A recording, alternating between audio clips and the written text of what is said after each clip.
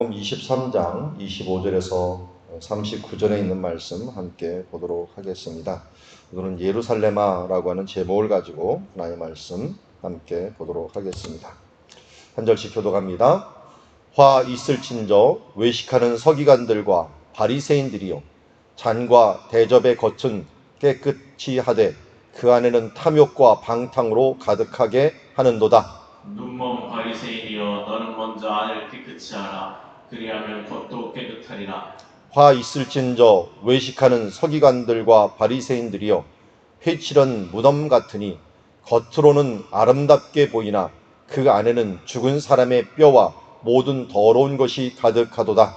이와 같이 너희도 겉으로는 사람에게 옳게 보이되 안으로는 외식과 불법이 가득하더라. 화 있을진저 외식하는 서기관들과 바리새인들이여, 너희는 선지자들의 무덤을 만들고 의인들의 비석을 꾸미며 이르되 우리가 주상 때에 있을 때라면 우리는 그들이 선지자의 피를 흘리는 데 참여하지 아니하였으리라 하니, 그러면 너희가 선지자들을 죽인 자의 자손임을 스스로 증명함이로다.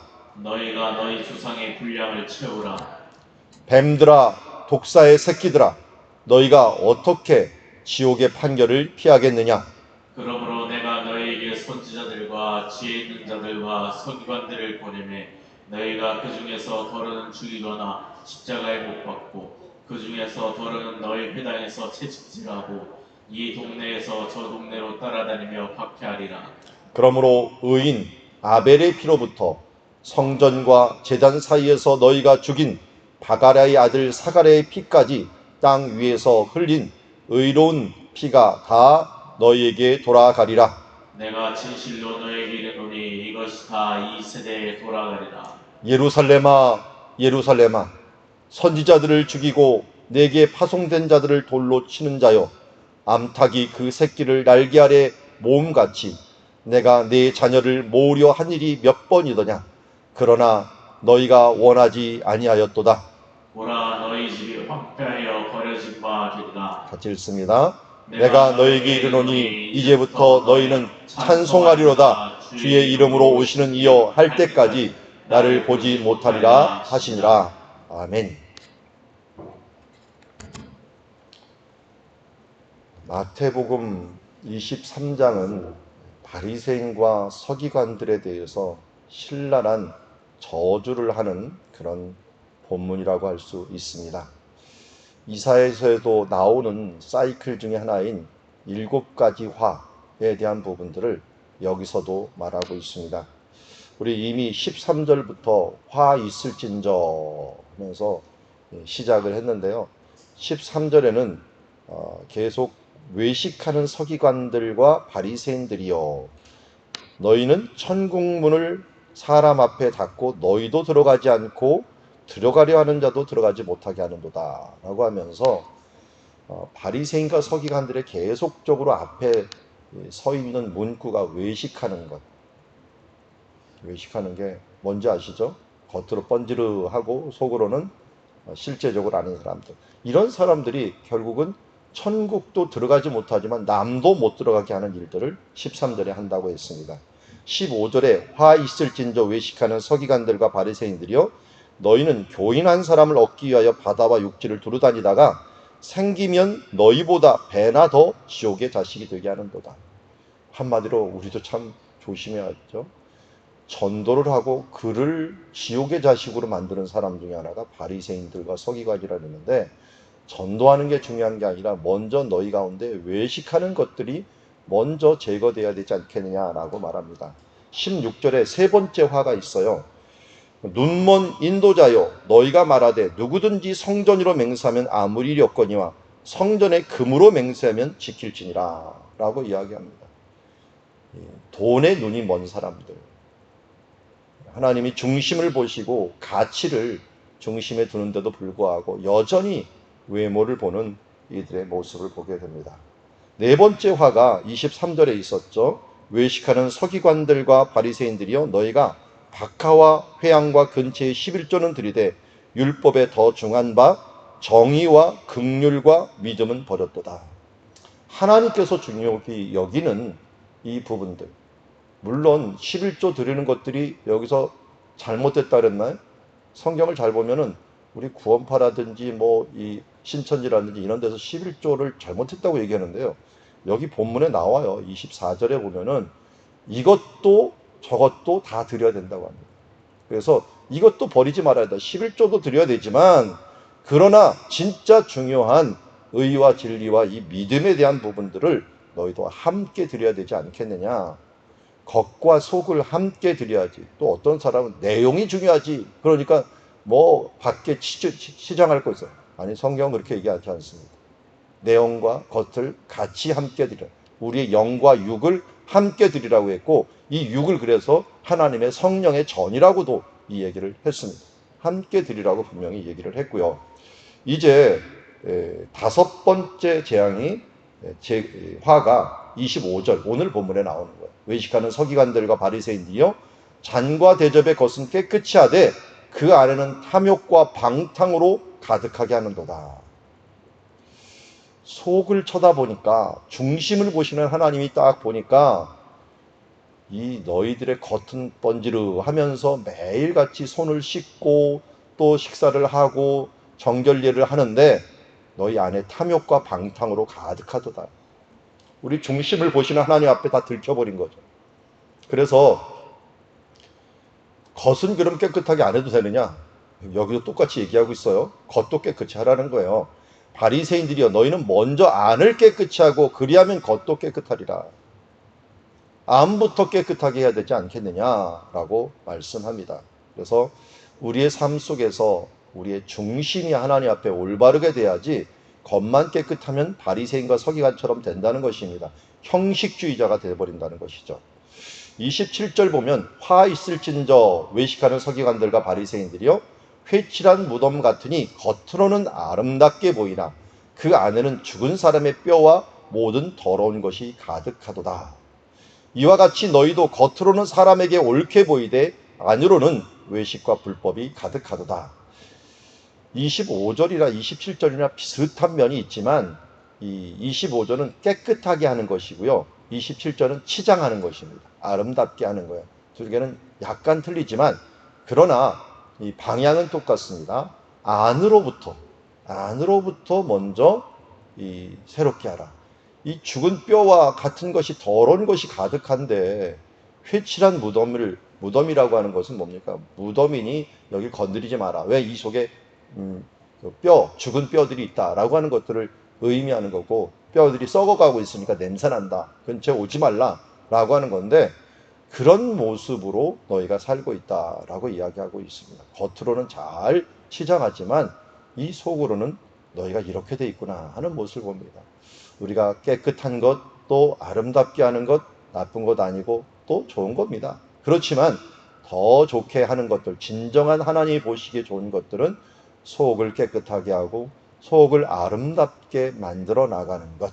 이것이야말로 하나님께서 기뻐하시는 것이다 라고 말씀하고 있습니다. 29절에 보니까 이제 마지막 화에 대해서 이야기하고 있습니다. 여기서도 계속해서 외식하는 이라고 하는 말을 합니다. 서기관들과 바리새인들이여 너희는 선지자들의 무덤을 만들고 의인들의 비석을 꾸미며 이르되 만일 우리가 조상 때 있었더라면 우리는 그들이 선지자의 피를 흘릴 때 참여하지 아니하였으리라 라고 얘기합니다. 자, 서기관과 바리새인들은 겉을 깨끗하게 하고 겉을 아름답게 꾸미고 또 뭐도 합니까? 밖에 있는 선지자들을 존중하는 모습을 보여줍니다. 그러면서 하는 말이 내가 우리 조상 때 내가 있었더라면 이런 선지자들을 이렇게 대접하지 않았을 텐데 라고 했는데 예수님께서는 이렇게 얘기합니다. 그러면 너희가 선지자들을 죽인 자의 자손임을 스스로 증명함이로다 라고 말을 합니다. 그러면서 너희가 너희 조상의 분량을 채우라. 포도원 비유에서 잘 나와 있죠. 종들을 죽이는 일들을 그 조상들이 했습니다. 근데 그들은 뭐를 해버렸어요? 실제적으로 아들을 죽이는 일들을 해버린 겁니다.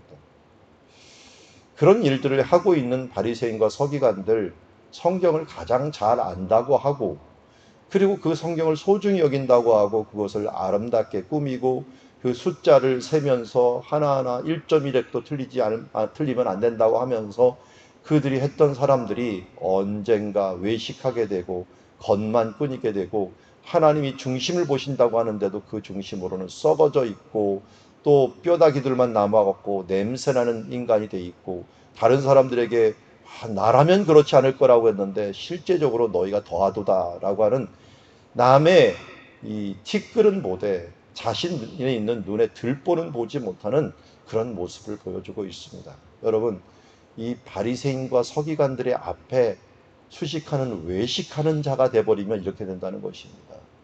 하나님 앞에 진실함으로 내가 서지 않으려면 나도 모르는 사이에 나는 열심히 산다고 살았는데 나중에 보니까 하나님이 내가 바리새인이었고 내가 서기관이었다라고 하면 어떻게 하겠습니까? 그러기에 우리는 날마다 개혁되어야 됩니다.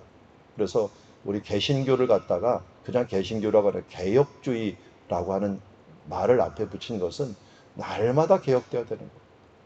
날마다 하나님 말씀에 나를 돌아보면서 그것에 하나님 성령이 말씀하시는 것에 대하여 귀를 기울이고 나는 또 외식하지 않는가?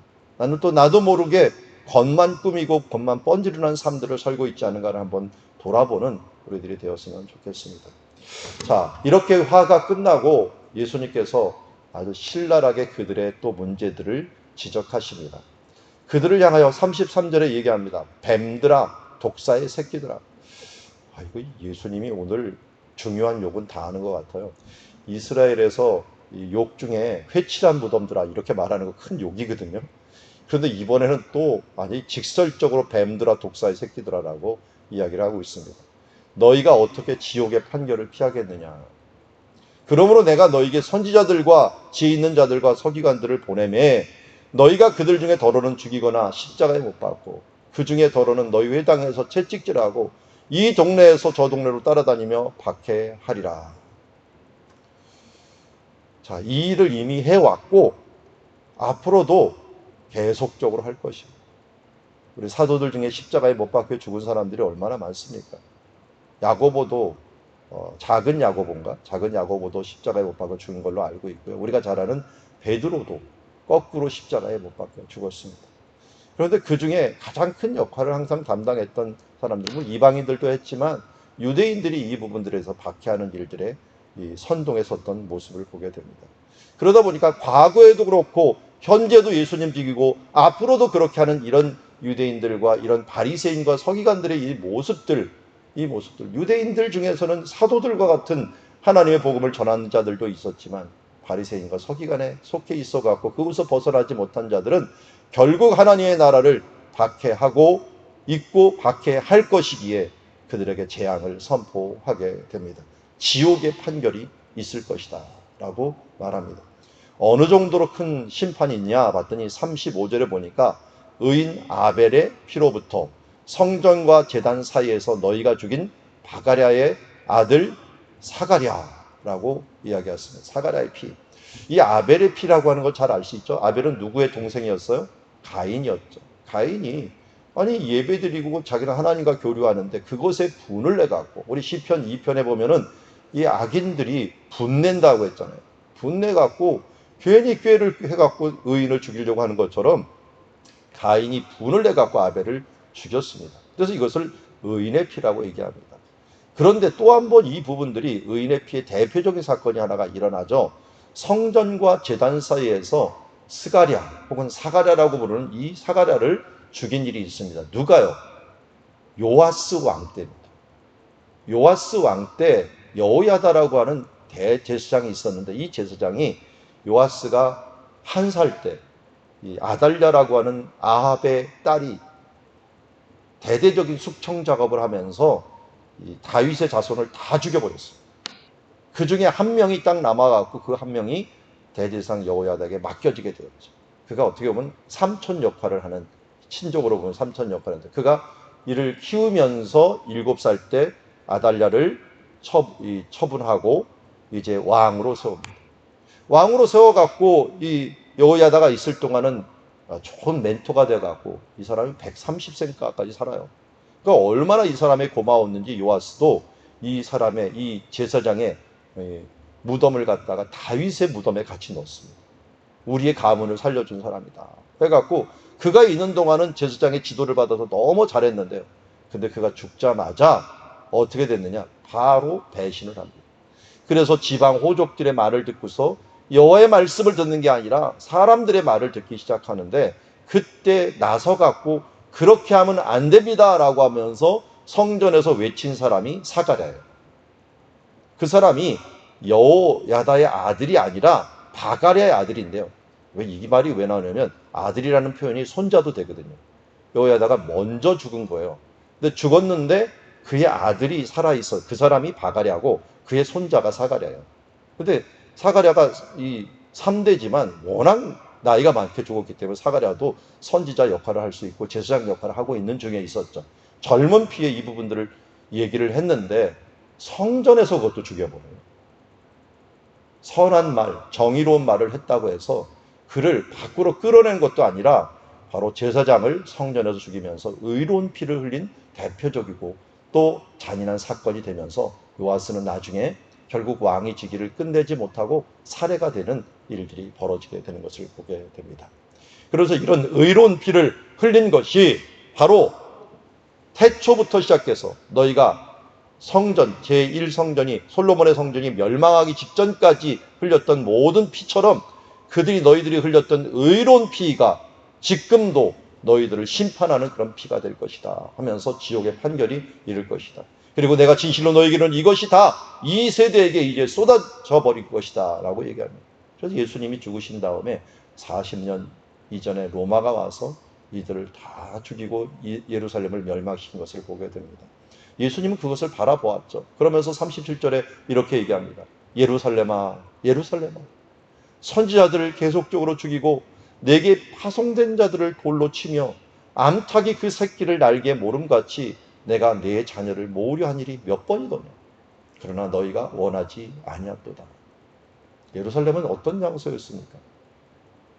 하나님께서 선택하시고 끊임없이 여호와 이래부터 아브라함부터 시작을 하여서 다윗에 이르기까지 그것을 보호하셨다가 다윗의 성전이 세워지고 수많은 사람들이 함께 와서 예배를 드리는 장소로 선지자들을 보냈고 수십 명의 선지자들을 보내서 그들에게 경고하였지만 어떻게 됐어요? 그 모습이 꼭 뭐와 같았느냐? 암탉이 병아리를 품듯 같았다. 앞에 지금 그림이 하나가 있는데 모자이크로 만든 그림이에요. 암탉이 병아리를 품는 모습인데 이것이 저 아래 보면은 눈물교회라고 하는 교회 안에 있습니다. 이 눈물교회는 제가 어디서 찍은 거냐면 성전 있는 곳에서 찍은 거예요. 성전에서 동쪽을 바라보면 감람산이 있는데 감람산 정확히 중간 정도에 바로 이런 눈물교회가 있게 되고요. 눈물교회에서 쳐다보면 성전이 딱 보입니다. 왜 이게 눈물교회라 그러냐면 예수님께서 이 말씀을 하시며 눈물을 흘리셨다라고 해서 눈물교회라고 얘기합니다. 예루살렘을 향해서 너무 안타까운 거예요. 그동안 그렇게 많은 사랑을 베풀어주고 그들에게 경고하고 그들을 품으려고 했는데 파송된 자를 돌로 치면서 암탉이 그 새끼를 날개 아래 모음과 같이 이 자녀를 모으려 그렇게 노력을 했는데 너희가 원하지 하였도다. 그러면서 예수님은 본 거죠. 예루살렘이 황폐하게 되고 버려질 것을 본 것입니다. 내가 너에게 이르노니 이제부터 너희는 찬송하리로다. 주의 이름으로 오시는 이여 할 때까지 나를 보지 못하리라. 라고 하면서 이게 어디에서 나온 말씀이죠? 우리 마태복음 21장에 보면은 예수님께서 입성하실 때, 승리에 입성하실 때, 낙이 타고 입성하실 때 했던 시편 118편의 인용문입니다. 그 인용문 중에 하나가 바로 이거예요. 찬송하리라. 예수님의 오심을 환영했는데 또다시 오심을 환영할 때가 있을 거라는 거예요. 그때가 언제입니까? 예수님께서 바로 감람산에서 승천하시면서 뭐라고 말씀했습니까? 천사들이 내가 너희들이 본 그대로 예수님이 다시 오실 것이다. 심판주로 오실 때라는 거예요. 예수님은 두 번 크게 환영을 받을 것인데 이미 한 번 낙이 타고 올 때 이런 환영을 받았고 앞으로 재림주로 오실 때 이런 환영을 또한 받을 때까지 예루살렘은 황폐할 것이다. 지금도 예루살렘은 성전이 지어지지 못하고 황폐를 넘어 수치의 상징인 회교도의 사원이 그 성전이 있었던 곳을 황금돔으로 덮고 있는 모습을 보게 됩니다. 이 유대인들은 지금 예루살렘을 자기 것으로 정권을 잡아놓고서 이 황금사원 성전 있는 곳을 가보지도 못하고 들어가지도 못하고 그곳에서 이 분쟁이 계속적으로 일어나고 그 아래 통곡의 벽에서 계속적으로 울면서 기도하고 있을 뿐입니다. 예언하건대 예수님이 오실 때까지 유대인들은 성전을 세우지 못할 것입니다. 왜냐하면 여기 39절에 예언의 말씀이 있기 때문입니다. 찬송하리로다 주의 이름으로 오시는 이여 할 때까지 나를 보지 못하리로다. 예수님은 마지막 때 이제 예루살렘을 회복하는 그 시기가 바로 예수님이 오실 때다라고 말씀하고 있습니다. 자, 오늘 우리는 크게 두 가지를 보았습니다. 화 있을진저. 외식하는 바리새인과 서기관이 다른 사람이 아닌 내 모습인가 하는 것을 거울로 비춰보는 시간이 되었으면 좋겠습니다.